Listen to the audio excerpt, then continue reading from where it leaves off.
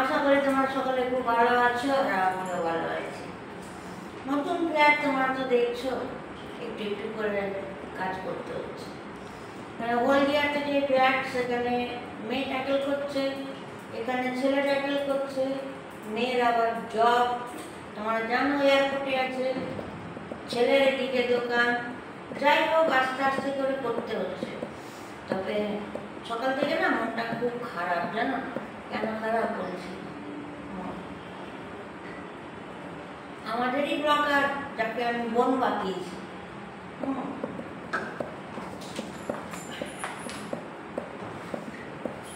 তো আমাদেরই ব্লগার বোন পাঠিয়েছি, সে আমায় মা বলে ডেকেছে। কালকে রাত্রিরে আমার কাছে হোয়াটসঅ্যাপে বোন মেসেজ করেছে। মেসেজটা শুনে দেখে আমার এত খারাপ লাগলো। বোনটা শরীরটা প্রচুর খারাপ, তোমরা জানো সেইকে অনিন্দিতা সর, যে বোন নৈহাটি বিজয়নগর ওইদিকে সামনে গেলেই, বিজয়নগর দিকে গেলেই একটা রেস্টুরেন্ট খুলেছে, তার নাম হচ্ছে মামা এসো।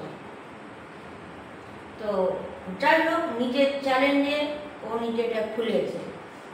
কেন কি ও অলরেডি না, ও স্ট্রেস, অ্যাংজাইটি, ডিপ্রেশন তিনটেই ওর মধ্যে ঢুকে গেছে। হয়তো পাস্ট কোনো হিস্ট্রি আছে, সমাজ ছাড়ে না, যা তা বলে। এখন নিজের মানুষরাও তো যে যা পারে বলে। তো যাই হোক খুব স্ট্রাগল লাইফ ওর। এবার নতুন করে খুলেছে মামা এসো রেস্টুরেন্ট। বারবার বলছি নৈহাটি বিজয়নগর, ঠিক আছে? ওখানে গিয়ে মামা এসো রেস্টুরেন্ট বললেই দেখিয়ে দেবে। এবং কাল থেকে এতটা অসুস্থ, আমি এখানে ডক্টরের সঙ্গে কথা বলেছি, কিছুটা মেডিসিন চেঞ্জ করেছি। যেহেতু এখন মাইগ্রেনে ব্যথা হচ্ছে বলে আমি এখন বলেছি নাইস খা। যেহেতু আমাকে একটা মায়ের দরজা দিচ্ছে, মায়ের উপর তার কেউ হয় না। নাইস খা, ওআরএস খা, লেমনটা।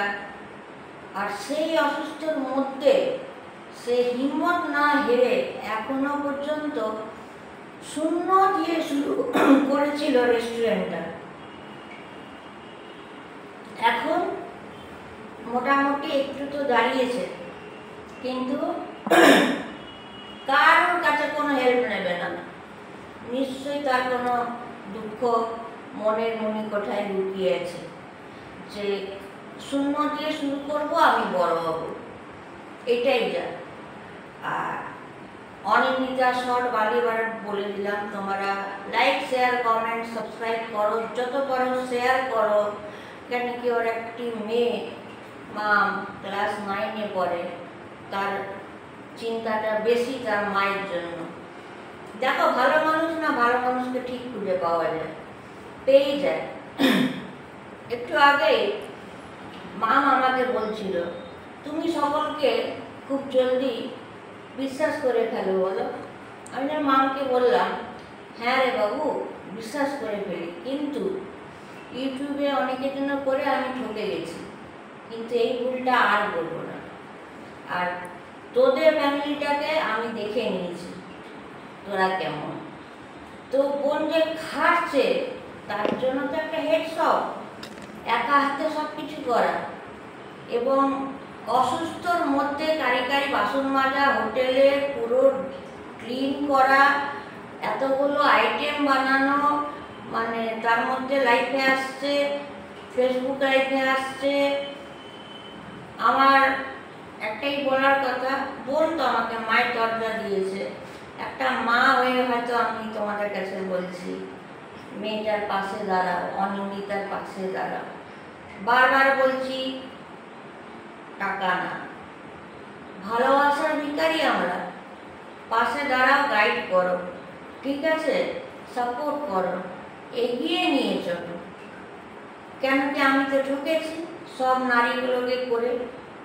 এবং আমার বোন অনিন্দিতা আবার কি করেছে, আমার ব্লগ দেখে আরও রেগে গেছে যে দিদিভাই তুমি এইগুলো এত এত করেছো আর এরা কেমন বলে। এখন তো এগুলো ব্যবসা চলে যাচ্ছে না, ব্যবসা হয়ে যাচ্ছে। কিন্তু আমরা যে মানুষরা সঠিক ভদ্র ড্রেস পরে ভালো করে কথা বলে ভালো করে লাইফস্টাইল দেখালে আমাদের নাম নেই, ভিউয়ার্স বাড়ছে না। এটাই হচ্ছে তো নিয়ম। তো আমি চাইবো তার যুদ্ধতে সকলকে নামতে, সব নারী জাতকে রাখতে, যাতে সকলে মিলে ওকে স্পিড দিতে পারে, গাইড করতে পারে। আমি তো অলওয়েজ আছি। তো তোমরা প্লিজ মামা এসোতে যাও, গিয়ে ওখানে খেয়ে দেখো 2 টাকায় চিকেন পাকোড়া 1 পিস। ভাবতে পেরেছো?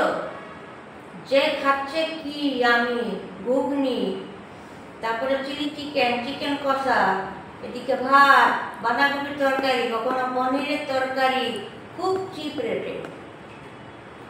তো আমি একটাই বলবো, যেই নারী জাতরা যারা তোমরা মা হয়েছ, যদি অপরের কষ্টটা বোঝো, তো প্লিজ যারা নারী হয়েছ না মা হয়েছ, প্লিজ তোমরা সব অনিন্দিতাকে সাপোর্ট করো।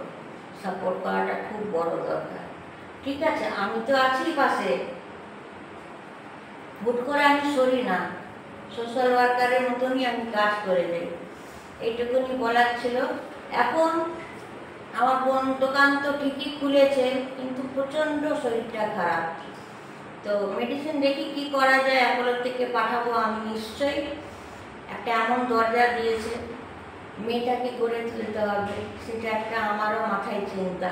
একটা মেয়ে তো না, এখন আমার 2টো মেয়ে হয়ে গেল, তাই না? তো যাই হোক, তোমরা লাইক, শেয়ার, কমেন্ট, সাবস্ক্রাইব করবে অনিন্দিতাকে তার ব্লগে ঢুকে, কি অনিন্দিতা শর্ট। চলো, টেক কেয়ার, বাই।